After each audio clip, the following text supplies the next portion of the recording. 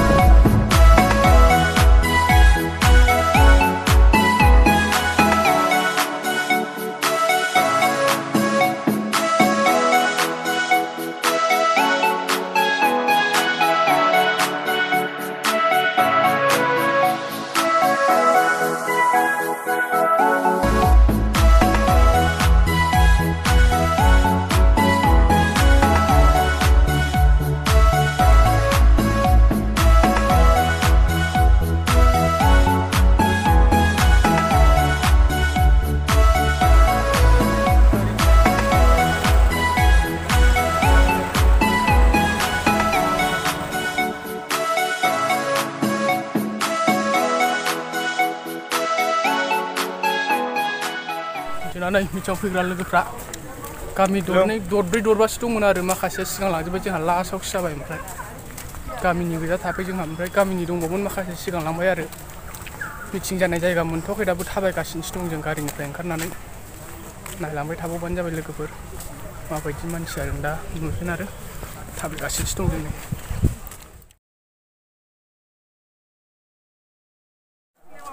नागारटला दंलायबावोसो खोदोमथला मोनफैबाय जों फाग्ला बाबा मन्दिरावनो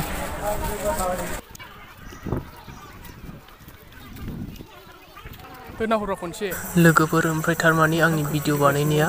आद्रा जाबाय आरो